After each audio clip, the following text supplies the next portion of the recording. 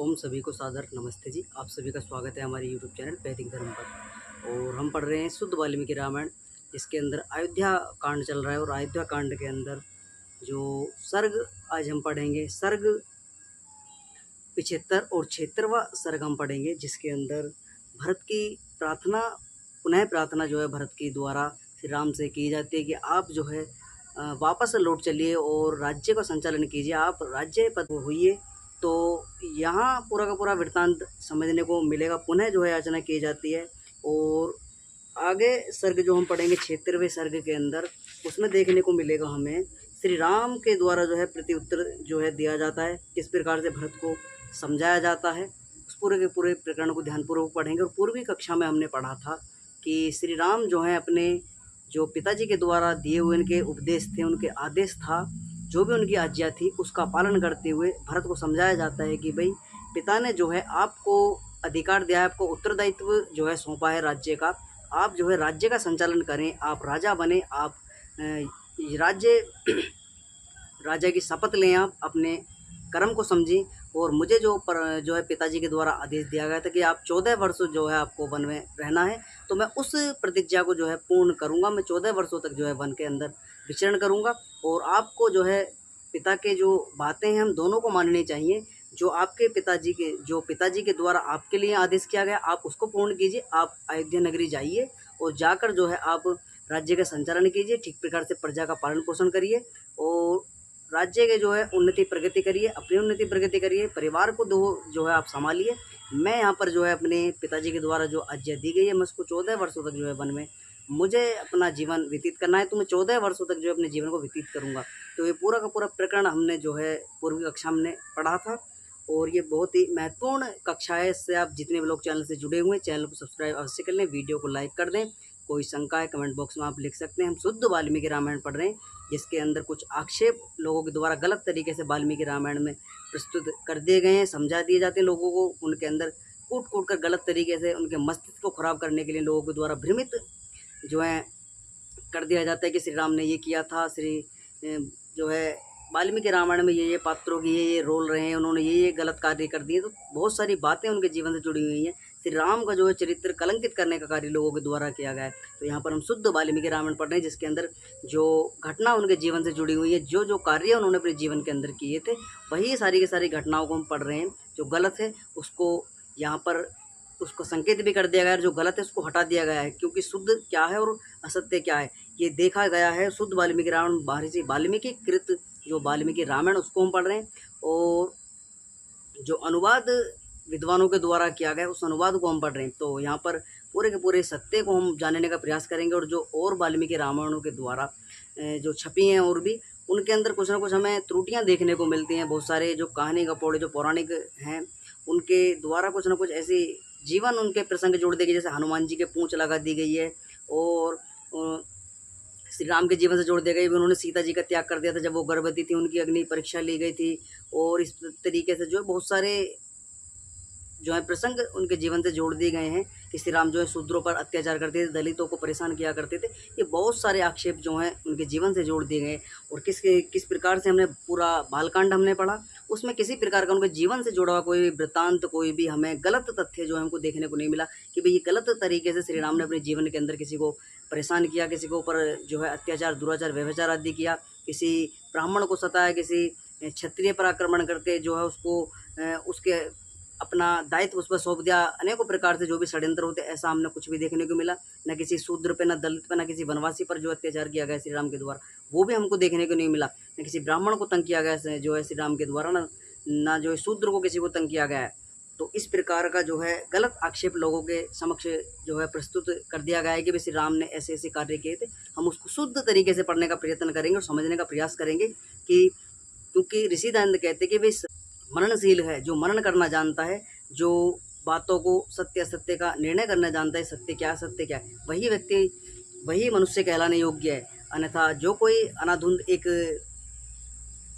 गधे की तरह एक के पीछे एक चलते रहते हैं, भेड़ बकरियों की तरह एक के पीछे के लगे हुए, समझने को तैयार नहीं है सही क्या है गलत क्या है, महापुरुषों के जीवन पर कलंकित कर कर उन्हें अनेकों प्रकार से प्रस्तुत करना समाज के द्वारा, और समाज को जो है दुर्गति की ओर ले जाना, ये कहीं ना कहीं इसको ऋषिदंत बताते हैं कि भाई हमें जो अपने महापुरुषों को समझना पड़ेगा, उनके चरित्र को धारण करना पड़ेगा, उनको समझना पड़ेगा हमारे महापुरुष किस प्रकार के उन्होंने अपने जीवन के अंदर उत्तरदायित्व को निभाया, किस प्रकार के कार्य उन्होंने किए। इस पूरे के पूरे प्रकरणों को हम ध्यानपूर्वक जो है पढ़ेंगे। तो अपने कक्षा को हम प्रारंभ करते हैं। अपने इसके प्रकरण को पूरा ध्यानपूर्वक आपको सुनना है, समझना है, विचार विमर्श आप करें। और आपसे अनुरोध है कि कृपया करके से जो है कक्षा को ज़्यादा से ज़्यादा लोगों तक इस वीडियो को पहुंचाने का प्रयास करें। इनको जो भी वाल्मीकि रामायण हमारे द्वारा पढ़ाई जा रही है अपने चैनल पर, वो शुद्ध है बिल्कुल। उसके अंदर जो कुछ आक्षेप हैं वो हटा दिए गए हैं, गलत तरीके से उनका संकेत भी कर दिया गया है कि जो गलत है वो हटा दिया गया है, और जो सही है वो वास्तव में हाँ श्री राम के जीवन से जुड़े हुए ये पात्र या यही वो कार्य उनके जीवन से जुड़े हुए हैं। और जो वाल्मीकि रामायण के अंदर जितने पात्र हुए हैं उनको ठीक प्रकार से समझाया गया कि वास्तव में उनका चरित्र कैसा था और किस प्रकार से लोगों के समक्ष कुछ उनको अपना स्वार्थ पूरा करने के लिए कह सकते हैं, उनको मंद बुद्धि कहा जा सकता है। कुछ भी उनको जो तुम मान सकते हो वो मानने का प्रयत्न करना चाहिए, क्योंकि सत्यता को हमें स्वीकार करना पड़ेगा। क्योंकि सत्य जो है वो हमारे महापुरुषों ने किसी प्रकार का ऐसा निंदित कार्य जो अपने जीवन के अंदर नहीं किया है। इस प्रकार से लोगों के द्वारा जो है गलत तरीके से इतिहास को तोड़ मरोड़ कर जो है उनके जीवन को दिखाया जाता है। कक्षा को प्रारंभ करते। एवा मुक्त बातु वृत्ते रामा वचनमवर्तते उवाच भरतश्च धार्मिको धर्म वचे। प्रजावत्सल श्री राम जब ऐसा सार्थक वचन कहकर मौन हो गए, तब धर्मात्मा भरत श्री राम से अनेक प्रकार की युक्तियों से पूर्ण तथा धर्मत से वचन बोले। कहो ही स्त्रिया दिशो लोके यदा दर्शता सविंद्रमा ना तवा प्रविद्यतु खा प्रतिवर्तता प्रियाहर्षते। तो यहाँ पर कहा जाता है, हे शत्रुनाशन, तुम्हारे तुल्य इस लोक में दूसरा कौन होगा जिसे ना तो दुखी का कर सकता है और ना हर्ष हर्षित कर सकता है। का चारण्य छात्र कवा जटा कवा पालनमा इधर से व्याम कर्मना भगवान कृत्तम अर्थति। हे भाई कहाँ तो ये जन शून्य वनवास और कहाँ छात्र धर्म, कहाँ जटा धारण और कहाँ प्रजा पालन। आपको इन परस्पर विरोधियों कर्मों का सेवन करना उचित नहीं। तो भरत जी यहाँ पर प्रार्थना करते हैं, पुनः श्री राम जी को समझाते हैं कि भाई आप जो है लौट चलिए और कहाँ आपने जो है ये जटा आदि धारण कर रखी है और कहाँ आप क्षत्रिय कुल में उत्पन्न हुए, क्षत्रिय धर्म को निभाने वाले, प्रजा का पालन पोषण करने वाले, राष्ट्र की रक्षा करने वाले हो, और कहाँ आपने जटा आदि बढ़ाकर जो है इस प्रकार से वनों में गमन कर रहे हो। तो उनको समझाया जाता है कि अगला श्लोक, ऐसा ही प्रथमो धर्म क्षत्रिय वैश्च नमा यह साक्य महाप्रजा प्रजाना परिपालनमा। हे महाप्रजा, क्षत्रियों को सर्वप्रथम धर्म यही है कि वह अपना राज्याभिषेक करावे, जिससे वे प्रजा का पालन पोषण कर सकें। तो यहाँ पर भरत जी समझा रहे हैं कि भी जो क्षत्रियों का सर्वप्रथम धर्म है वो यही है कि वे अपना राज्याभिषेक करावे, वेद आदि सत्य शास्त्रों को पढ़ें, विद्या को पढ़ें, विद्वानों को संग करें, पूरी जो उनकी नीतियाँ हैं, नियम हैं, एक राज्य का संचालन करने के लिए, राजा बनने की जो योग्यता है उसको ठीक प्रकार से उसको निपुण हो जाए, उसमें उसको विद्या को पढ़ें, उस नियमों को समझें, और उनके लिए यही उचित है कि वे अपना राज्याभिषेक करावे, जिससे प्रजा का पालन पोषण कर सकें। अथा कलेश जमे तवे धर्म चतुस्तमक्षमे धर्मेणा चतुर्वर्णमा पालने कलेश महापुण्यमा। यदि आप शरीर को नष्ट कर देने वाले धर्म का ही आचरण करना चाहते हो तो आप धर्मानुसार ब्राह्मण आदि चारों वर्णों के पालन करने का कष्ट स्वीकार करो। तो यहाँ पर भरत जी कहते हैं कि यदि आप शरीर को कष्ट देने वाले धर्म का ही आचरण करना चाहते हो, क्योंकि वो कहते हैं कि भाई जब श्री राम वन में हैं और अपने शरीर को ही उनके द्वारा ठीक बात ये कही जाती है कि आप जब अपने शरीर को ही कष्ट दे रहे हो, आप ना भोजन ठीक प्रकार से पूरा भोजन ले पा रहे हो और ना ही आपको जो है ठीक प्रकार से यहाँ पर निंद्रा आ पा रही है, ना आप जो है यहाँ पर पूरी की पूरी जो है एक इस तरीके से अपना जीवन व्यतीत कर रहे हैं, यानी कभी सो गए, कभी नहीं सोए, कभी भोजन मिल गया नहीं मिला, और अपना एक साधु का जो जीवन होता है वो यही होता है कि उसे भोजन मिल जाए तो ठीक, नहीं मिले तो कोई बात नहीं, वो विलाप नहीं करता, वो संताप नहीं करता। साधु जो होते हैं, वो सन्यासी व्यक्ति जो होते हैं, वो कहीं उसको भोजन वस्त्र आदि मिल जाए, अन्न मिल जाए, जल मिल जाए, तो जो उसको मात्रा में मिल जाए, जितने भी मात्रा उसको मिल जाए, थोड़ा मिल जाए, थोड़े में उसको जो है वो सब्र कर लेता है अपना। वो कभी जो है उनसे कहता है कि मुझे थोड़ा और दे दीजिए, मुझे इतना और चाहिए, मुझे ये वस्त्र और चाहिए, मुझे ये भोजन चाहिए, ये पदार्थ चाहिए, ये वस्तु चाहिए। तो इस प्रकार के जो है लालसा साधुओं के जीवन के अंदर नहीं होती है। तो यहाँ पर जो है श्री राम को वो समझाते हैं कि भाई देखो, आप कष्ट ही देना, अपने शरीर को कष्ट देना चाह रहे हो, तो आप जो है राज्य पद पर जो है विराजमान होकर जो है आप चारों वर्णों का ब्राह्मण आदि चारों वर्णों का जो है आप पालन पोषण करें, उनकी रक्षा करें, उनका सभी दायित्व जो है आप उत्तरदायित्व को निभाएं। तो यहाँ पर भरत जी कहते हैं उनका पालन पोषण करने का कष्ट स्वीकार करो। देखा है, चतुर्ना श्रमणा ही गरहस्तता श्रेष्ठतमाश्रमः रुद्धा धर्मज्ञ धर्मस्तते कथा यथयुक्त महर्षि। ये धर्मज्ञ लोग चारों आश्रमों में ब्रह्मचर्य, गृहस्थ, वानप्रस्थ, संन्यास, गृहस्थ आश्रम को सर्वोत्तम बतलाते हैं। फिर इस सर्वोत्तम आश्रम को आप क्यों छोड़ना चाहते हैं? तो वो कहते हैं गृहस्थ आश्रम को, क्योंकि गृहस्थ को सर्वोत्तम इसलिए बताया गया है कि गृहस्थ से ही सारे के सारे जो है आश्रम तीनों बनते हैं। गृहस्थ होगा तभी परिवार आगे चलेगा, संतान होगी, वो संतान से ही हमारा जो तीनों हमारे आश्रम हैं, यानी गृहस्थ हो गया, उसके बाद में वानप्रस्थ हो गया, संन्यास हो गया, उस ये 3 आश्रम इससे अलग बचते हैं, यानी ब्रह्मचर्य, गृहस्थ, वानप्रस्थ और संन्यास 4 आश्रम होते हैं। और चारों में जो हैं इनमें सबसे श्रेष्ठ जो बताया गया है वो गृहस्थ आश्रम को बताया गया, क्योंकि गृहस्थ आश्रम जो है एक हमें संसार के अंदर ये ज्ञान देता है, शिक्षा हमको मिलती है कि ये संसार कैसा है, इसमें परीक्षण करने का एक हमें मौका मिल जाता है कि भाई हम संसार के अंदर कितना सुख है और कितना दुख है, इसका परीक्षण हमको करना का अवसर, शुभ अवसर जो है हमको मिलता है कि वास्तव में हमको संसार जो है इसको किस प्रकार से इसको देखना चाहिए, किस प्रकार से इससे लाभ लेना चाहिए, और हमें जो इस संसार के अंदर रहते हुए अपने जीवन का निर्वाह करना चाहिए, इसमें आसक्त ना होकर हमें इससे निकलने का प्रयत्न करना चाहिए, अपने परिवार को, अपने राष्ट्र को, अपने समाज को जो है उन्नति को ले जाने का प्रयत्न करना चाहिए। और गृहस्थ इसलिए भी उच्च है क्योंकि गृहस्थ के ऊपर ही सारे के सारे इन तीनों आश्रमों की जो है जिम्मेवारी होती है, ब्रह्मचारी की भी, वानप्रस्थ और सन्यासी की भी, क्योंकि ये तीनों आश्रम जो हैं ये राष्ट्र के लिए, समाज के लिए, और ब्रह्मचारी जो लोग हैं वो अपनी विद्या के लिए, अपने यानी अपनी उन्नति के लिए जब ब्रह्मचारी जो शिक्षा ग्रहण करते हैं गुरुकुलों के अंदर जाकर, वो स्वयं प्रथम अपनी उन्नति करते हैं, यानी अपनी विद्या का ग्रहण करते हैं। उन्नति से जो है यहाँ पर अपना ये भौतिक संसार सुखों के का वो ना जोड़ लें, इससे वो इसमें बताया गया है कि जो ब्रह्मचारी लोग होते हैं उनका जो उद्देश्य होता है तो विद्या को अर्जन करने का होता है, वो विद्या को अर्जन करते हैं। विद्या को अर्जन करने के बाद में जो समाज में आते हैं आपके समक्ष, वो गृहस्थ आदि में अपना निर्वाह करते हैं, या संन्यास को जो निपुण हो जाते हैं, जो वेद आदि विद्वान हो जाते हैं, और ठीक प्रकार से आश्रमों को जान लेते हैं, वर्ण व्यवस्था को जान लेते हैं, उनकी रुचि जो है, वैराग्य उनको हो जाता है कि भाई मुझे गृहस्थ आदि में नहीं जाना है, मुझे सीधा जो है शिक्षा, यानी अपने शिक्षा पूर्ण करने के बाद मुझे संन्यास ले लेना है। तो जो अपने इंद्रियों को अपने बस में रख सके, जो इंद्रियों पर अपने संयम रख सके, ऐसा व्यक्ति जो है वो जो है अपने ब्रह्मचारी के बाद में ब्रह्मचर्य धारण करते हुए, शिक्षा को पूर्ण करते हुए अपने जो है संन्यास आश्रम में जा सकता है। अन्यथा जो उचित यहाँ पर बताया गया है कि भाई सबसे पहले आपको ब्रह्मचर्य पालन कर जो है विद्या की अर्जन करना है, वेद आदि शास्त्रों को पढ़ना है, विद्या को अपनी बढ़ाना है। उसके बाद में आप जो है गृहस्थ में प्रवेश कर सकते हैं। 25 वर्ष जो है चारों आश्रमों का समय यहाँ पर रखा गया है। 25 वर्ष तक जो है ब्रह्मचर्य का पालन करना है, आपको विद्या आदि अर्जन करना है। 8 या 10 साल से जो है गुरुकुल के अंदर प्रवेश प्रारंभ हो जाते हैं।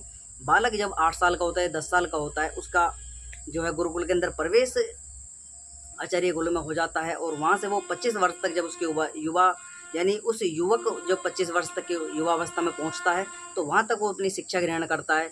तो उसके बाद में 25 से 26-27 वर्ष जब वो अपनी उम्र में आता है तो वहाँ से गृहस्थ में प्रवेश करता है कि वो देखता है कि पर एक योग्यता यहाँ पर बताई गई है कि वो उसको एक वेद पढ़ना अनिवार्य है, कि कोई भी व्यक्ति अगर गृहस्थ में जाना चाहता है अपना आजीविका आदि चलाने के लिए, अपने परिवार आदि का पालन पोषण करने के लिए, उस एक वेद पढ़ना अनिवार्य होना चाहिए। क्योंकि एक वेद पढ़ा लिखा होगा तो एक वेद को पढ़ाकर, शिक्षा आदि पढ़ाकर, एक वेद की शिक्षा देकर जो है बालकों को वो अपना आय का जो है अर्जन कर सकता है, समाज को जो है दिशा निर्देश दे सकता है, समाज को उच्च पद जो है रास्ते पर ले जा सकता है, युवाओं को जो है एक शिक्षा, उनके अंदर के जो शिक्षा की प्रकाश होता है उसको बढ़ा सकता है, उसको ज्वलित कर सकता है, प्रज्वलित कर सकता है।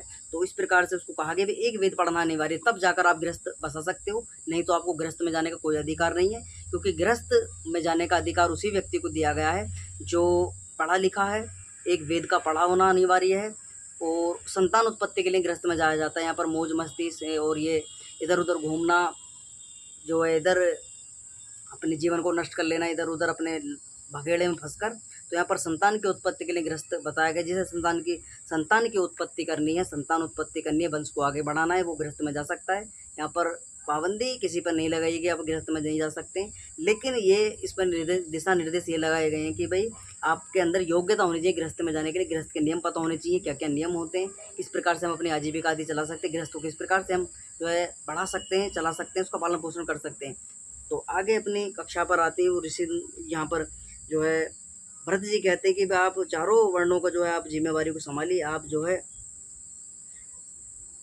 आप अयोध्या नगरी चलिए और आप जो है गृहस्थ आश्रम को सर्वोत्तम बतलाते हैं। इस सर्वोत्तम आश्रम को आप क्यों छोड़ना चाहते हैं? श्रुतने बाल सत्ताने जन्मना भवतो हया में साकत्य पल्यस्व में भूमि भवते तिष्ठते। देखिए क्या विद्या में, क्या पद में और क्या अवस्था में, प्रत्येक दृष्टि में आपके समक्ष बालक हूँ, ऐसी अवस्था में आपके होते हुए पृथ्वी का पालन कैसे कर सकता हूँ। तो यहाँ पर अपनी योग्यता भी भरत जी बताते हैं कि भी देखिए मैं आपके विद्या में, पद में और इन सभी शिक्षा आदि व्यवस्था में जो है मैं आपसे जो है कम नॉलेज हूँ, यानी मैं कम अवस्था वाला हूँ, मेरे पास में इतनी विद्या नहीं है, यानी मुझे अनुभव नहीं है विद्या से। यहाँ पर अनुभव की बातें की गई कि मुझे इतना अनुभव नहीं है कि मैं राज्य को किस प्रकार से संचालन जो इसका कर सकूं और किस प्रकार से जो है मैं इस पद पर जो है आसक्त होकर जो है इस राज्य को चला सकूं, निर्णय ले सकूं, इतनी योग्यता मेरी अभी नहीं है, मैं बालक हूँ। वो बताते हैं, श्री राम से कहते हैं मैं प्रत्येक दृष्टि में आपके समक्ष बालक हूँ, ऐसी अवस्था में आपके होते हुए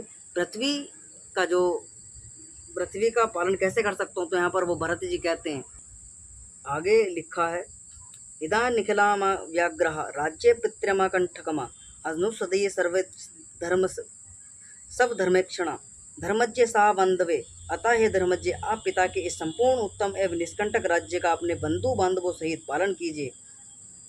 तो यहाँ पर कहते हैं आप पिता के इस संपूर्ण उत्तम एवं निष्कंटक राज्य का अपने बंधु बांधवों सहित जो है पालन कीजिए। श्री राम कहते हैं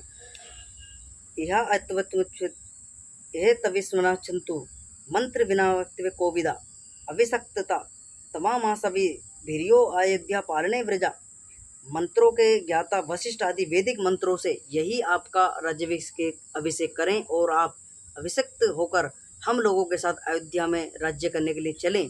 तो भरत जी कहते हैं कि भाई यहाँ पर जो हमारे विद्वान हैं, हमारे पुरोहित हैं, हमारे कुल पुरोहित हैं, हमारे आचार्य जो हैं वशिष्ठ जी, वो वेद मंत्रों से यही आपका राज्याभिषेक बन के अंदर ही कर देंगे और आप राज्याभिषेक कराकर हम लोगों के साथ अयोध्या राज्य के लिए चलें। आक्रोश ममा मतृश्चा प्रमज्य पुरुष प्रसवः अधा तंद भवन्ते चा पितृ चा रक्षा किलवस्तते। हे पुरुष श्रेष्ठ, अपने राज्याभिषेक से आप मेरी माता के लोकपावद को धो डालिए और पूज्य पिताजी को भी पाप से बचाइए। तो वो भरत जी कहते हैं कि आप जो राज्याभिषेक से आप मेरी, यानी आप राज्याभिषेक कराइए अपना, आप राजा बनिए और जो पाप मेरी माता पर लगा हुआ है उस पाप को भी आप धो डालिए और पूज्य पिताजी की भी पाप होने से, उनको पापित होने से जो है बचाइए। सिरसा तवा भिया चाह प्रस्तुतवा करुणो मही बांधवेशु चा सर्वेशु भूतेस्वी महाश्वरा। मैं आपके चरणों में सिर झुकाकर प्रार्थना करता हूँ कि जिस प्रकार जगन्य अनता परमात्मा प्राणी मात्र पर दया करता है, उसी प्रकार आप मुझ पर सभी भाई बंधुओं पर कृपा कीजिए। तो वो उनसे बार बार विनती यहाँ पर करते हैं भरत जी कि आप मुझ पर कृपा कीजिए। परम पिता परमात्मा सभी प्राणियों को अपनी संतान मानता है और उन पर कृपा करता है, इसी प्रकार अपने संतान मानकर, अपने बंधु बांधव मानकर आप हम पर प्रसन्न हुई है, आप हम पर जो है कृपा कीजिए और आप मान जाइए, राज्य पद पर आसित हो जाइए और वहाँ राज्य का संचालन करें। अथत पृष्ठतः कृत्वा वनमेव भवनति गच्छामि गच्छमवि भवता सार्धमेव हमा। यदि मेरी इस प्रार्थना की अवहेलना कर आप दूसरे वन में चले जाएंगे तो मैं भी आपके साथ ही वन में चलूँगा। तो यहाँ भरत कह देते हैं कि अगर आप अवहेलना करोगे तो आप वन में दूसरे, यहाँ से आप सोच रहे हो कि हम परेशान हो गए, यहाँ से छोड़कर दूसरे वन में चले जाएंगे तो मैं आपके साथ में ही वन में चलूँगा। आगे लिखा है, तथा ही रामो भरतने तमया प्रसाद मान सिरसा महीपते न चेव चक्र गमन्या सत्वान मति सुपुत्रस्तदचने व्यवस्थित। यद्यपि भरत जी दुखी होकर गिड़गिड़ाकर और श्री राम के चरणों में अपना सिर रखकर बार बार उन्होंने मना रहे थे, तथापि राम जी की आज्ञा पालन में ऐसे कटिबद्ध थे कि अपनी तनिक विचलित नहीं हुए, अर्थात उन्होंने अयोध्या लौटना स्वीकार नहीं किया। तो बार बार विनती करने पर भी श्री राम नहीं मानते हैं और अपनी जो प्रतिज्ञा उन्होंने धारण की हुई थी उस प्रतिज्ञा को बिल्कुल भी वो तोड़ते नहीं हैं उससे बिल्कुल विमुख नहीं होते हैं और अपनी अयोध्या लौटना वो स्वीकार नहीं करते।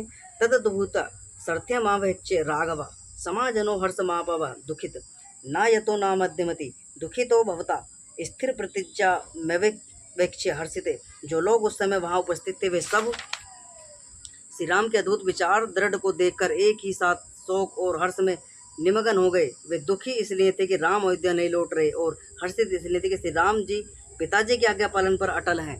तो वो लोग विचार विमर्श भी करते हैं कि भाई बताते हैं। तो वो लोग जो वहाँ पर उपस्थित थे, जो बंधु बांधव वहाँ पर आए थे, जो मंत्रीगण थे, वहाँ पर जो नगरवासी थे, तो वो देखकर श्री राम की इस बात को बहुत ही जो है खुश होते हैं और वो कहते हैं कि भाई देखो अद्भुत विचार दृढ़ को देखकर एक ही साथ शोक और हर्ष में निगमन हो गए। वे दुखी इसलिए थे कि राम अयोध्या नहीं लौट रहे हैं और हर्षित इसलिए थे कि यहाँ पर बताया गया है, महर्षि वाल्मीकि कहते हैं कि श्री राम के जो अपनी बातों पर अटल थे, लोग उस बात को भी देखकर बड़े प्रसन्न थे।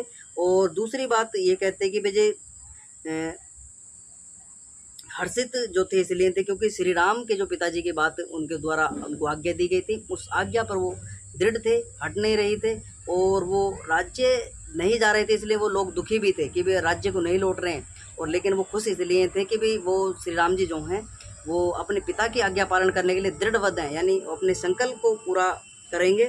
तो ये जो है 75वां सर्ग हमने पढ़ा। अब 76वां सर्ग हम पढ़ेंगे जिसमें भरत जी के द्वारा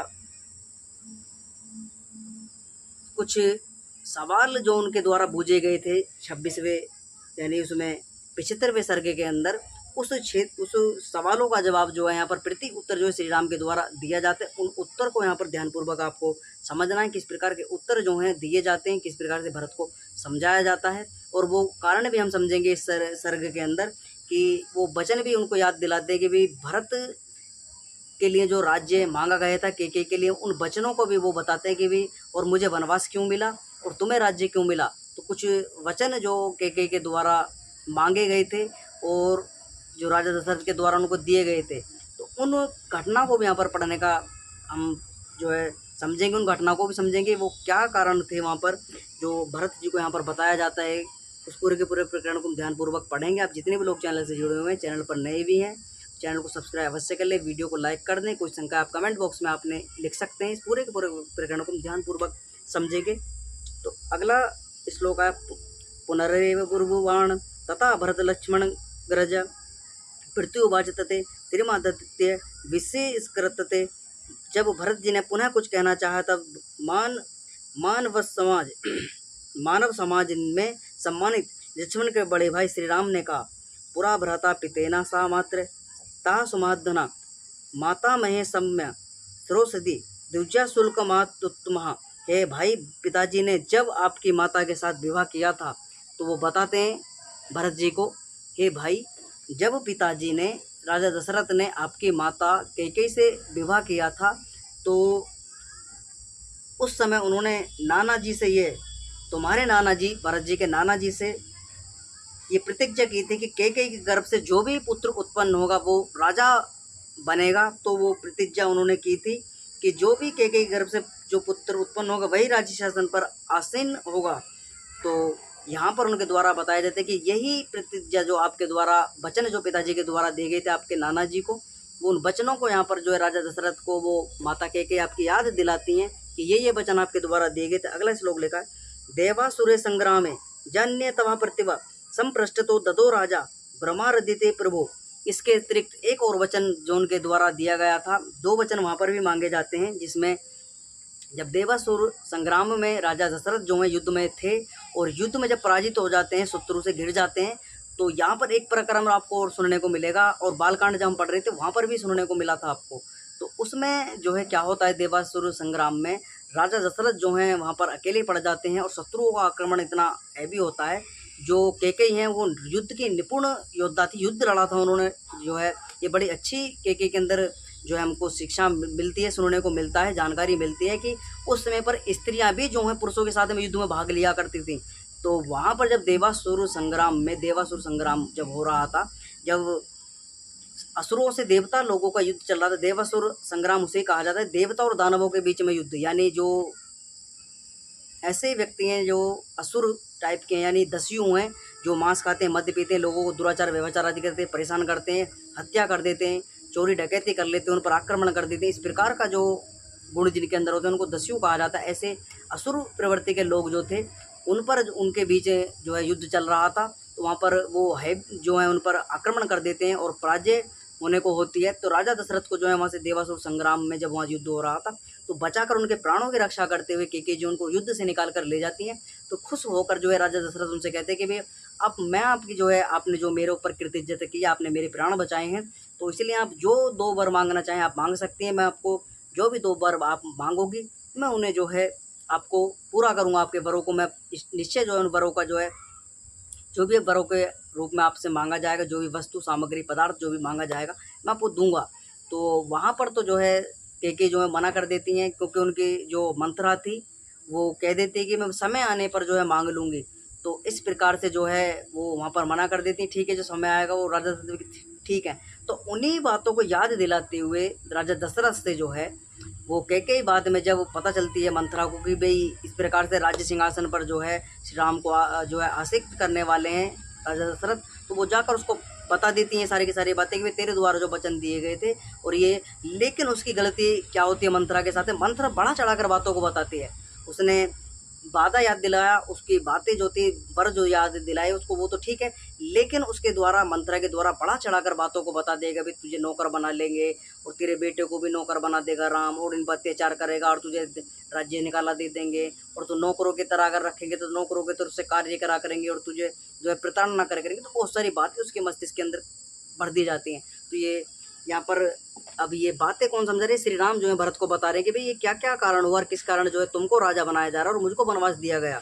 तो वो पूरी कहानी यहाँ पर बता रहे हैं, उत्तर देते हैं यहाँ पर भरत जी को कि भाई ये घटना वहाँ पर घटी थी। ये उस समय की बात है जब आपकी माता कैकेयी से पिताजी का विवाह हुआ था। ये उस समय की घटना है। उनको द्वारा पिताजी के द्वारा कुछ वचन दिए गए थे, कुछ वर दिए गए थे, उन वरों को यहाँ पर मांगा जाता है कैकेयी के द्वारा, लेकिन वो पूर्ण ना करने के कारण उनके द्वारा समय का कह देते कि मैं समय आने पर जो है मांग लूँगी, ऐसा कैकेयी कह देती है। अब अगला श्लोक हम पढ़ेंगे। तथा सा संप्रतिष्ठवा तवा माता यशस्विनी आच्य नर श्रेष्ठ 2 वरों वर वर्णानी, यशस्विनी एवं सुंदर वचन बोलने वाली तुम्हारी माता ने उन दोनों वरों का स्मरण करते हुए पिताजी को वचनबद्ध कर उनसे 2 वर मांगे। तो जो उनकी माता थी भरत की कैकेयी, तो वो अपने वचनों को याद दिलाते हुए वो राजा दशरथ से 2 वचन का स्मरण कराते हुए पिताजी को वचनबद्ध कर देती हैं। तो वचन इस तरीके के वचन मांग लिए जाते हैं उनके द्वारा, जो उनको वचन उनके द्वारा दिए गए थे उनको याद दिलाया जाता है कि आपने 2 वर के लिए मुझसे कहा था, तो मैं प्रिय राजा जो है आपने प्राण प्रिय आपसे मैं वो 2 वर जो आपके द्वारा दिए गए थे, यानी मांगने की आपने की थी कि मैं समय आने पर जो आप कि हम मेरे और आपके बीच में वार्ता हुई थी कि मैं समय आने पर मांग लूँगी, तो वो समय अब आ चुका है। आप मुझे उन 2 वरों को दे दीजिए। तो 2 वरों में जो है उनके द्वारा क्या मांगा जाता है वो राम जी बताते हैं। अगला श्लोक लिखा है। तवा तवा राज्य नवाग्रह मम प्रवचन तथा तो राजा चा तथा तस्य नियुक्त प्रधावरो। हे पुरुषिंह कैकेयी ने उन 2 वरों में से एक से तुम्हारे लिए राज्य और दूसरे से मेरे लिए वनवास मांगा। प्रतिज्ञाबद्ध महाराज ने दोनों वरों को देना स्वीकार कर लिया। तो यहाँ पर उनको बताते हैं कि भाई मेरे लिए जो है माता कैकेयी ने जो है वनवास मांगा था और आपके लिए राज्य मांगा था, और दोनों वरों को जो है राजा दशरथ यानी हमारे पिताजी के द्वारा जो है स्वीकार कर लिया जाता है। और उन्हीं वचनों को अब हम दोनों भाइयों को जो है पूरा करना है, उनको निभाना है। तो आगे अगला श्लोक लिखा। तना पितृत्व तेना पित्रा हमवत्रा नियुक्ता पुरुषोर्स्वा चतुर्दशा वनेवास वर्षणी वरदानिकमा। हे नरसिंह, उसी वरदान के कारण पिताजी ने मुझे 14 वर्ष तक वन में रहने की आज्ञा दी है। तो वहाँ कहते हैं श्री राम जी कि भाई उन्हीं वचनों के कारण मुझे 14 वर्षों का वनवास दिया गया है। सहा वनवादी प्राप्त निर्जने लक्ष्मण विनिता सीताए चा प्रत्यदंत सत्यवादे स्थितो पितो। पिताजी के वचन को सत्य सिद्ध करने के लिए मैं सीता और लक्ष्मण के साथ साथ ले गर्मी सर्दी दुख सुख की कुछ भी परवाह ना कर इस निर्जन वन में चला आया हूँ। तो वो समझाते हैं कि जो पिताजी के द्वारा 2 वचन दिए गए थे, उन वचनों में से एक वचन मेरे लिए जो है कैकेयी ने मांगा था कि भाई 14 वर्ष का वनवास दिया जाए। मैं जो है लक्ष्मण और जो है सीता को लेकर अपने साथ किसी भी मौसम किसी भी ऋतु का जो है मैं ये नहीं सोचते हुए कि भाई गर्मी है सर्दी है, मैं सभी दुख सुख को सहते हुए, सर्दी गर्मी बरसात आदि को सहते हुए यहाँ वन में विचरण कर रहा हूँ, वन में अपने जीवन को व्यतीत कर रहा हूँ। अगला श्लोक आया है, भवानी तत्त्वेत्व पितृ सत्यवादनमा कर्तुमर्हति राजेंद्र क्षिप्रा मावेचेत जनातत। हे राजेंद्र, आप भी अयोध्या में शीघ्र ही अपना राज्याभिषेक कराकर पिताजी को सत्यवादी बनाओ। तो उनको समझाया जाता है कि मैं अपने वचन को निर्वाह कर रहा हूँ, आप भी अपने वचन को समझिए, आप भी अपने कर्तव्य को समझिए। आपको तो राजेंद्र बनाया गया था पिताजी के द्वारा कि भरत ही राज्य पर जो है बैठेगा, राज्य राजा चलाएगा, तो उनके द्वारा। तो आगे जो है अगला श्लोक जो लिखा अगले श्लोक में बताते हैं, तो भवानी तत्व पित्रे सत्यावधानमा कुर्तुमहर्ति राजेंद्र छिया प्रमाविच स्थितना। हे राजेंद्र, आप भी अयोध्या में शीघ्र ही अपना राज्याभिषेक कराकर पिताजी के सत्यवादी बनाओ। तो यहाँ पर भरत जी को श्री राम जी कहते हैं कि आप भी जो है आप अपना जो है राज्याभिषेक कराइए, आप शीघ्र अयोध्या को लौटिए। अगला श्लोक लिखा है, रेणा चा मोचे राजना मात कृतता भरत प्रभुमा पितृ चमापि धर्मज्ञ मात्रा चविनादन। हे भरत, मेरी प्रसन्नता के लिए आप तुम धर्मज्ञ महाराज को ऋण से मुक्त करो और राज्य शासन पर बैठकर माता कैकेयी को भी प्रसन्न करो। तो इनके द्वारा समझाया जाता है कि अगला श्लोक में वो कहते हैं भरत जी के द्वारा, भरत जी को समझाते हैं श्री राम जी, वो कहते हैं कि देखिए आप भी जो है अपने कर्तव्य को समझिए और आप जो है यहाँ से शीघ्र प्रस्थान जो है आप अयोध्या को करिए और धर्मज्ञ महाराज को ऋण से मुक्त करो, यानी पिताजी को आप जो है जो वचन आपके द्वारा पिताजी के द्वारा आपको दिया गया था उस ऋण से पिताजी को मुक्त करो और राज सिंहासन पर बैठकर माता कैकेयी को प्रसन्न करो। तो श्री राम जी समझाते हैं कि आप जाइए माता कैकेयी को प्रसन्न कीजिए और पिताजी की भी आज्ञा का पालन कीजिए।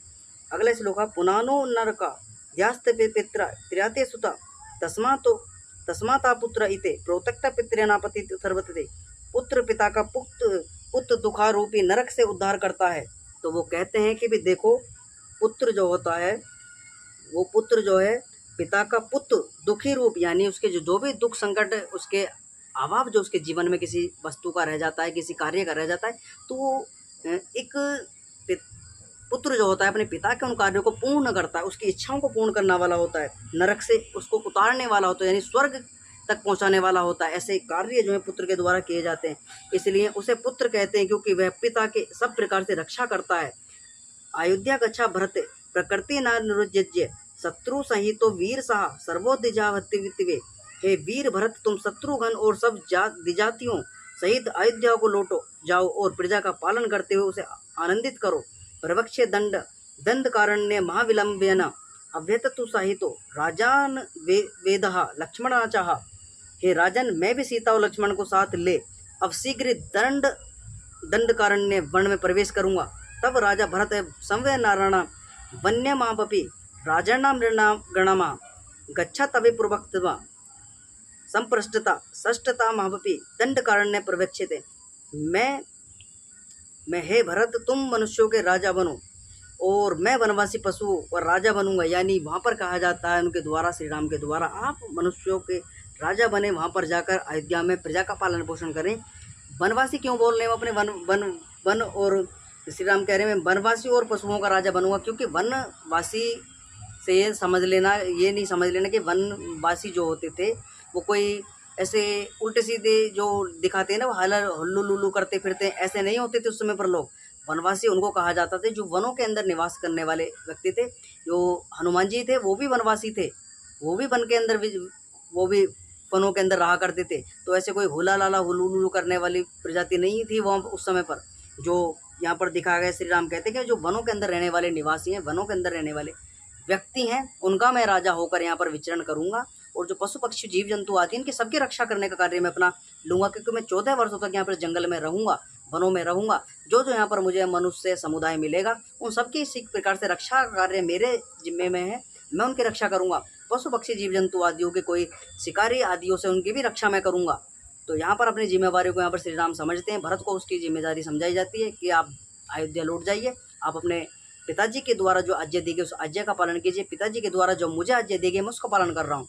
तो यहाँ पूरा का पूरा विवरण आज की कक्षा के अंदर हमने पढ़ा, आपने भी ध्यानपूर्वक उसको समझा होगा। और जितने भी लोग चैनल से जुड़े हैं चैनल को सब्सक्राइब अवश्य कर लें, वीडियो को लाइक कर दें, कोई शंकाएं कमेंट बॉक्स में आप लिख सकते हैं और वीडियो को ज़्यादा से ज़्यादा व्यक्तियों तक शेयर करें, उन्हें पहुँचाएँ कि भाई यहाँ पर जो है शुद्ध वाल्मीकि रामायण आपको सुनने को मिल रही है कि वास्तव में उस समय पर उस त्रेता युग के समय में श्री राम के जीवन के जो जुड़ी हुई घटना है, वास्तव में उस समय पर हुआ क्या था? क्या उनके जीवन के अंदर जो हम सुनते हैं क्या वो सत्य है? क्या जो हम सुन रहे हैं वो सत्य है? तो मनुष्य को जो है सभी की बातों को सुनना चाहिए, मनन करना चाहिए, तब जाकर उसको स्वीकार करना चाहिए। अगर आपको यहाँ पर सत्य सुनने को मिल रहा है तो आप असत्य का त्याग कर सत्य का स्वीकार कर सकते हैं, और अगर आपको कहीं और सत्य सुनने को मिल रहा है तो उसे भी स्वीकार कर सकते हैं। हमारा उद्देश्य यही है कि जहाँ पर भी आपको सत्य मिलने को सुनने को मिले उसको सुनिए, उसको स्वीकार करिए, उसको मनन करिए, तब जाकर उसको अपने धारण करिए। तो हमारा उद्देश्य यही है कि ऋषि दयानंद के जो कर्तव्य, ऋषि दयानंद का जो उद्देश्य था कि पूरा मनुष्य जो है संसार का, वो वेद आदि सत्य शास्त्रों को पढ़े, उनका अध्ययन करे, अपने महापुरुषों के चरित्र को समझे, उन चरित्र को, अपने महापुरुषों के चरित्र को समझकर उसको धारण करे, अपनी उन्नति करे, राष्ट्र की उन्नति करे, समाज की उन्नति करे, संपूर्ण विश्व की उन्नति करे। तो इतना जो है ऋषि दयानंद अपना उद्देश्य लेकर चले थे, और अब हम वर्तमान में अपने अपने गुरु ऋषि दयानंद के उद्देश्यों को लेकर जो है आर्य समाज चल रहा है। आर्य समाज के विद्वान लोग लेकर चल रहे हैं, और आर्य समाज संगठन उस कार्य को लेकर चल रहा है। हम किसी की भी ना तो ऊंचा ना कोई नीचा है हमारे लिए सभी अपने बंधु भाई हैं, सभी हमारे लिए प्राणी मात्र, हमारा सभी जो है जितने भी प्राणी हैं, चाहे जीव हों, जंतुओं, पशु, हमारा सबसे प्रेम है। हम किसी के साथ में हिंसा नहीं करते कि भाई इसको मार लो, उसको काट लो, मद पियो, जुआ खेलो। ये हम इससे दूर बचाने का प्रयत्न करते हैं लोगों को। भाई इन नरक से, इसको नरक से अपने जीवन को बचाइए, इस नरक से निकलने का प्रयत्न करिए, और प्रयत्न करने का हम साहस भी जो अपने जुटा रहे हैं, भी लोगों को उस तक जानकारी हम पहुँचा रहे हैं कि भाई लोग सत्यता को स्वीकार करें, असत्य को त्याग कर कर जो है अपने जीवन को सुखमय व्यतीत करें। तो इस पूरे के पूरे प्रकरण को ध्यानपूर्वक सुनने के लिए आपका बहुत बहुत धन्यवाद। आज की कक्षा को प्रारंभ करेंगे। सभी को सादर नमस्ते।